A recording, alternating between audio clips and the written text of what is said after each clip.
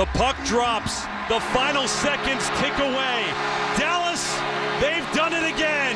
It's on to the second round.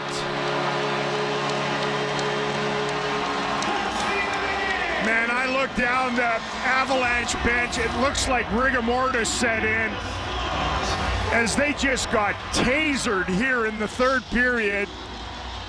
And the Stars, as weary as they are, come back. It is not an explosion of celebration. Now it is. I guess the streamers are out.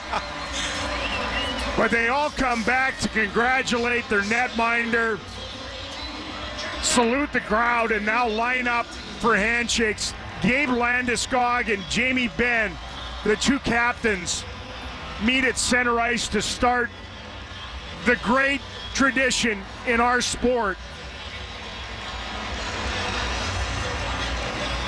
Just absolutely mind-blowing again tonight from Mikko Rantanen. I mean, essentially served with divorce papers by the Avalanche brass. And it's almost like he came into Game 7, and with Game 7 in the balance, showed up to flaunt his new hot girlfriend right in the face of the Avs. Mikko Rantanen positioned himself last.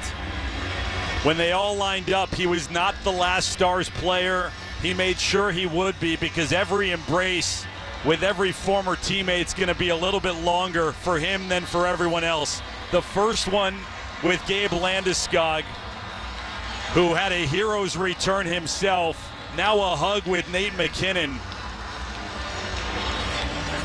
And you could truly only envision in your wildest dreams it playing out like this. Felt like the type of thing you would say, like, wouldn't it be cool if it happened? Well, it just happened.